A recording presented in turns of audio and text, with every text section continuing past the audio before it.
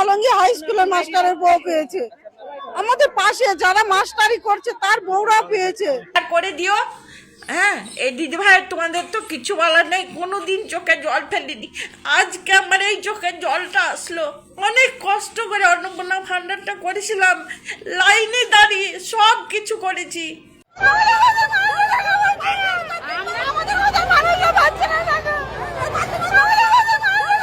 নমস্কার, আপনারা দেখছেন সনাতনীমুখ ইউটিউব চ্যানেল। আজকে আমাদের রাজ্যে বহু আলোচিত এবং সমালোচিত একটা যোজনা, অন্নপূর্ণা যোজনা নিয়ে আমি আবারও কথা বলবো। আমি এর আগেও এই অন্নপূর্ণা যোজনা নিয়ে কথা বলেছিলাম, আবারও সেই অন্নপূর্ণা যোজনা নিয়েই আমাকে কথা বলতে হচ্ছে। যাই হোক, রাজ্য সরকার ভোটে অর্থাৎ নির্বাচনের আগে জনগণকে, বিশেষ করে মহিলাদেরকে প্রতিশ্রুতি দিয়েছিলেন যে যদি ক্ষমতায় আসেন, প্রতিশ্রুতি দিয়েছিলেন বিজেপি, রাজ্য সরকার প্রতিশ্রুতি দিয়েছিলেন বিজেপি ক্ষমতায় এলে পরের মাস থেকেই প্রত্যেকটা মহিলাদের অ্যাকাউন্টে 3,000 টাকা করে ঢুকে যাবে, অন্নপূর্ণা যোজনা 3,000 টাকা করে ঢুকে যাবে। সেখানে তিনি পরিষ্কার উল্লেখ করে দিয়েছিলেন যে সমস্ত মহিলারা লক্ষ্মীর ভান্ডার পান তাদের কাউকে বাদ দেওয়া হবে না, তাদের প্রত্যেককেই 3,000 টাকা করে অন্নপূর্ণা যোজনার টাকা দেওয়া হবে। তো ক্ষমতায় আসার পর সেই কথা কিন্তু আমাদের রাজ্যের মাননীয় মুখ্যমন্ত্রী রাখতে পারলেন না। এটা অত্যন্ত দুর্ভাগ্যের বিষয়। যারা বিজেপির হয়ে এতদিন কথা বলছিল, যারা বিজেপির হয়ে লড়াই করছিল, তারাও আজকে কথা বলতে পারছে না, কারণ তাদের মুখ্যমন্ত্রী স্বয়ং এই প্রতিশ্রুতি দিয়েছিলেন। তারা এখন কিছুই বলতে পারছেন না, তারা হাত তুলে দিচ্ছে আমাদের হাতে নেই। আমার বক্তব্য হচ্ছে, আপনি যদি দিতে নাই পারেন, তাহলে কি আপনি, আমার মানে জানতে ইচ্ছা করছে, আচ্ছা তাহলে কি আপনি ধরেই নিয়েছিলেন যে আপনি ক্ষমতায় আসবেন না, তার জন্য আপনি প্রতিশ্রুতি দিয়েছিলেন যে ক্ষমতায় আসবো না, প্রতিশ্রুতি দিয়ে দেই, যে কটা আসন বেশি হয় সেই আসন নিয়েই থাকি, ব্যাপারটা এরকম দাঁড়িয়ে গেল আমাদের মনে হচ্ছে। তো যাই হোক, আমি আর এইসব বেশি কথায় যাব না, আমি সরাসরি সেই কথাগুলোই যাব যে পাশে যে ছবিগুলো, ভিডিওগুলো চলছে, মাননীয় মুখ্যমন্ত্রীর কাছ পর্যন্ত যদি আমার এই ভিডিওটা পৌঁছে যায়, কাইন্ডলি আপনি একটু ভিডিওগুলো দেখবেন। বাড়ির মা বোনেদের কান্না, হাহাকার, আর্তনাদ।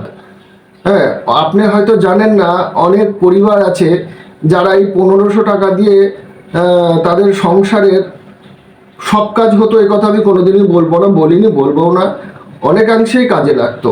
আপনি কি জানেন, অনেক পরিবার আছে এই 1500 টাকা দিয়ে তাদের ছেলে মেয়েদের বই খাতা কিনে দেওয়া, স্কুলের টিফিনের ব্যবস্থা করে দেওয়া, এমনকি অনেক সময় অনেক টিউশনির মানে ফি তাদেরকে দিতে হতো, মানে দিতে পারতো এই টাকা দিয়ে, সেই জিনিসটাও বন্ধ হয়ে গেছে। আমি সেই সমস্ত মহিলাদের কথা বলছি না যারা এই 1500 টাকা নিয়ে বা 3,000 টাকা নিয়ে এই এখানে পিকনিক করতে যাচ্ছে, ওখানে ঘুরতে যাচ্ছে, বা এসি কিনছে, ফ্রিজ কিনছে, বা লাক্সারিয়াস জীবনযাপনের জন্য আরও কিছু মানে এক্সট্রা জোগাড় করছে, আমি তাদের কথা বলছি না। আমি সেই সমস্ত মা বোনদের কথাই বলছি যাদের সত্যি এই টাকাটা খুব প্রয়োজন ছিল। কিন্তু এই অন্নপূর্ণা ভান্ডার মাননীয় মুখ্যমন্ত্রী যখন তড়িঘড়ি করে যখন এটা চালু করলেন, তখনই আমি বুঝে গেছিলাম যে এর মধ্যে অনেক গলদ থেকে যাবে, এটা অনেক ভুল ভ্রান্তি হবে। এই অন্নপূর্ণা ভান্ডারটা পুরোটাই ভুলে ভরা। আমাদের মাননীয় মুখ্যমন্ত্রী যতই বলুন না কেন যে উনি স্বচ্ছতার ভিত্তিতে এটা করার চেষ্টা করেছেন, আদৌ না, এটা উনি কখনোই স্বচ্ছতার ভিত্তিতে করতে পারেননি, কোনোদিনই পারবেন না। কেন পারবেন না? উনি খুব ভালো করেই জানেন যে এখনো বিভিন্ন রাজ্যের পৌরসভা এবং পঞ্চায়েত বোর্ডগুলোতে বসে আছে বিরোধী দলের সবাই। তারা কখনোই চাইবে না যে এই সরকার ভালো কাজ করুক আর সেটা জনগণ তার সুফল পাক, এবং পরবর্তী সামনে যে পঞ্চায়েত নির্বাচন আছে বা পৌরসভা নির্বাচন আছে তার সুফলটাই বিজেপি সরকার পাক, তারা কখনোই চাইবে না। তার ফলশ্রুতিতে যেটা হবে সেটাই হয়েছে। তারা ইচ্ছাকৃতভাবে ভুল ফর্ম ফিল করে দিয়েছে, যাদের পাওয়ার কথা তাদের না দিয়ে যাদের পাওয়ার কথা না তাদের দিয়েছে। হ্যাঁ, প্রথম পর্যায়ে যখন এই ভুলটা যখন ধরা পড়লো, সরকারের বিরুদ্ধে যখন সবাই প্রতিবাদ করলো, তখন সরকার আবার এটাকে ভেরিফিকেশনের নামে আবার একরকম ভণ্ডামি চললো। আদৌ কোনো ভেরিফিকেশন হলো না, অফিসে বসে থেকে সবাই দুটো করে ফোন করলো, ফোন করার পর হ্যাঁ না বাস করে পাশ কাটিয়ে দিল, কিন্তু যা ফল তাই হবার তাই হলো। এমন অনেক বাড়ির মানুষ আছে, আমি একদম পরিষ্কার করেই বলি যে অন্নপূর্ণা ভান্ডার মূলত তারাই পেয়েছে। এই অন্নপূর্ণা ভান্ডারের টাকা তারাই পেয়েছে যারা ইচ্ছাকৃতভাবে ভুল তথ্য দিয়ে ফর্ম ফিল আপ করেছিল। আমি আবারও বলছি, ইচ্ছাকৃতভাবে ভুল তথ্য দিয়ে ফর্ম ফিল আপ করেছে তারা প্রত্যেকেই অন্নপূর্ণা ভান্ডার পেয়েছে, কিন্তু যারা সঠিক তথ্য দিয়েছে তারা একজন অন্নপূর্ণা ভান্ডারের টাকা পায়নি। সরকার ধাপে ধাপে তাদের অন্নপূর্ণা ভান্ডারের টাকা পাওয়ার ক্রাইটেরিয়া পরিবর্তন করে গেছে। প্রথমে অন্নপূর্ণা ভান্ডার যখন স্কিম চালু করা হবে তখন প্রথমে নির্বাচনের আগে সরকার প্রতিশ্রুতি দিয়েছিল যারা লক্ষ্মী ভান্ডার পায় তারা সবাইকে পাবে। আমি বলছি সবাইকে পাওয়ার দরকার নেই, যারা অযোগ্য ছিল, যারা ফ্রড করছিল, যে সমস্ত অন্নপূর্ণা ভান্ডারের নামে ছেলেরা টাকা তুলছিল, যে সমস্ত অ্যাকাউন্টে একাধিক অ্যাকাউন্টে টাকা ঢুকছিল, তাদেরটা আপনি ঝাড়াই বাছাই করেন, বাদ দেন, কোনো অসুবিধা নেই। কিন্তু যারা মানে প্রকৃতপক্ষে যারা পাওয়ার যোগ্য, যারা পাচ্ছিল, তাদেরকে আপনি কেন বঞ্চিত করলেন? আপনি বললেন যে সবাইকে দেবেন, দিলেন না, ভালো কথা। তারপরে আপনি ধাপে ধাপে বিভিন্ন ক্রাইটেরিয়া যোগ করতে থাকলেন। বললে যে প্রথমে 25 থেকে 60 বছরের মতো কথা ছিল, ঠিক আছে, মেনে নিলাম। তারপরে বলো যারা ইনকাম ট্যাক্স দেবে তারা পাবে না, মেনে নিলাম। যারা সরকারি চাকরি করে তারা পাবে না, তাও মেনে নিলাম। কিন্তু যারা পরে আপনি আরো যোগ করলেন, সেই সমস্ত মহিলারা পাবে না যারা 10,000 টাকার উপরে ইনকাম করে, ভালো কথা, তাও মেনে নিলাম। কারণ যেই মহিলা 10,000 টাকার উপরে ইনকাম করছে, অসুবিধাটা কোথায়? তাদের দরকার নাই। এবার আবার এরপরে তারপরে আপনাদের আরেকটা জিনিস আসলো দেখলাম, সেটা হচ্ছে বাড়িতে 3টের বেশি রুম থাকলে পাবে না। হ্যাঁ, সরকার বললো যে যাদের বাৎসরিক, যেই ফ্যামিলির বাৎসরিক মানে মাসিক আয় যাদের 1 লাখ টাকার উপরে, অর্থাৎ যারা ট্যাক্সের আওতায় পড়ছে, তারা পাবে না। খুব ভালো কথা। আচ্ছা মাননীয় মুখ্যমন্ত্রী, আপনার কাছে আমি জানতে চাই, যে ফ্যামিলি ধরেন 1 লাখ টাকা ইনকাম করছে সে পাবে না, খুব ভালো কথা। কিন্তু ধরেন যে ফ্যামিলিটা ধরেন মাসে 90,000 টাকা ইনকাম করছে, আমি আবারও বলছি, ভালো করে বোঝার চেষ্টা করবেন, যে ফ্যামিলি মেম্বার ধরেন পরিবারের প্রধান বা মহিলা বা যেই বড় না কেন, পরিবার যে কোনো একজন যে মাসে 90,000 টাকা ইনকাম করছে, তার কি বাড়িতে 3টে রুম থাকবে না? তার কি 3টে রুম তৈরি করার মতো যোগ্যতা নেই? আপনি এদিকে বলছেন 3টের বেশি রুম থাকলে পাবে না, আবার বলছেন 1 লাখ টাকা পর্যন্ত ইনকাম করলে পাবে। ব্যাপারটা বোঝেন, 1 লাখ টাকা ইনকাম করলে সে পাবে, অথচ 1 লাখ টাকার উপরে ইনকাম করলে পাবে না, মেনে নিলাম। কিন্তু 1 লাখ টাকাই যে ইনকাম করছে, তার কি 3টে রুম করার মতো যোগ্যতা হয়নি? সে কি করতে পারবে না? সে কি 1তলা 2তলা করতে পারবে না? অবশ্যই করতে পারবে। তাই আপনারা যখন আইন করবেন, আপনারা যখন নিয়ম করবেন, একটু ভেবে চিন্তে নিয়ম করবেন। এইরকম যে যা বললো, আমার মনে হয় আমরা সর্বকালের সেরা একজন মুখ্যমন্ত্রী পেয়েছিলাম এই গত 15 বছরে, যার প্রতিটা পদক্ষেপে ছিল, প্রতিটা সিদ্ধান্তই ছিল ভুলভাল, উল্টাপাল্টা। আপনিও তো সেই একই রাস্তায় হাঁটছেন।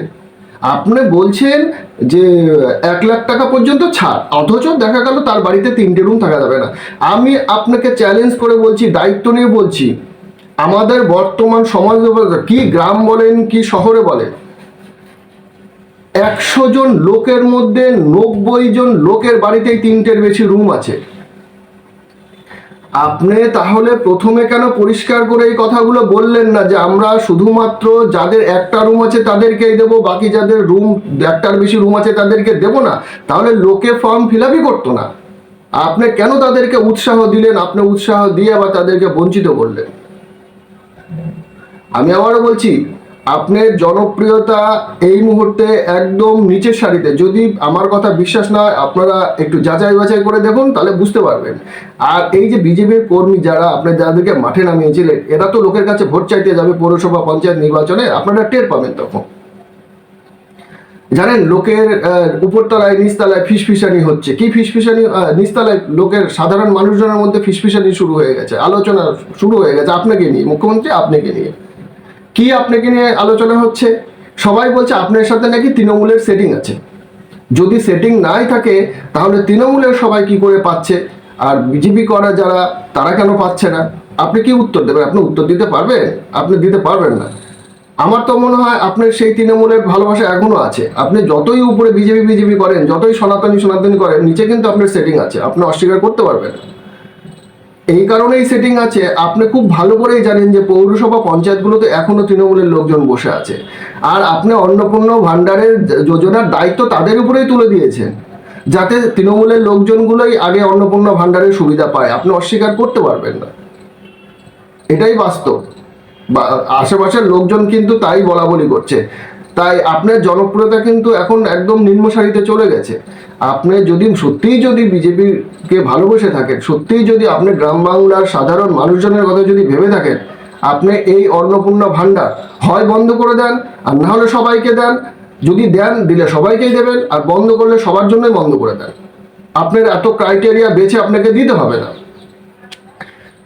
আমি আপনাকে একটা ভালো কথা বলি, আমি দেখেন, আমরা তো সাধারণ মানুষ, আমরা যেটা ভাবি সেটাই বলছি। আপনি এই সমস্ত ভাতাগুলো টোটাল বন্ধ করেন, আস্তে আস্তে করে বন্ধ করে প্রত্যেকটা মানুষ, আপনি তো জানলেন ডাটা কালেকশন তো আপনার কাছে হয়ে গেছে, আপনি প্রত্যেকটা বাড়িতে কুটির শিল্প স্থাপন করানোর ব্যবস্থা করানো, যাতে সবাই যাতে বাড়িতে নিজের মতো যাতে ইনকাম করতে পারে, যাতে সেই ইনকাম থেকে সরকারেরও প্রফিট আসে। তার জন্য ঘরে ঘরে কুটির শিল্প কী করে তৈরি করা যায় আপনি সেই দিকে মনোনিবেশ করেন। এতে সরকারেরও রেভিনিউ বাড়বে, যাদের বাড়িতে যারা এখন মানে অসহায় অবস্থায় আছে, ইনকাম করতে পারছে না, তাদের ইনকামও বাড়বে। এই ভাতা টাতাগুলো বন্ধ করুন, আপনাকে আর কিছু বলার নেই। আর কোনো সময় আছে, যদি মনে করেন আগামীতে আপনারা দীর্ঘদিন ক্ষমতায় থাকতে চান, তাহলে আপনারা এই অন্নপূর্ণা ভাণ্ডারকে এখনো সংশোধন করুন, ঢেলে সাজান, যাদের পাওয়ার কথা তাদের সত্যিই দিন। আপনি এই ছবিগুলো দেখুন কিভাবে হাহাকার হচ্ছে চারিদিকে। আমি আবারও বলছি, আপনি যেই দৃষ্টান্ত স্থাপন করলেন, এটা কিন্তু সত্যি অমানবিক একটা দৃষ্টান্ত। কিছু মনে করবেন না, আমার কথাগুলো হয়তো শুনতে খারাপ লাগলো, মনে হবে যে আমি বিজেপি বিরোধী, মনে হতে পারে যে আমি চটি চাটাও না, আমি বিজেপির পক্ষেও না, আমি বিজেপির বিপক্ষেও না। আমি সনাতনের পক্ষে, আমি হিন্দুর পক্ষে, আমি সাধারণ মানুষের পক্ষে। নমস্কার, আপনারা সবাই ভালো থাকবেন।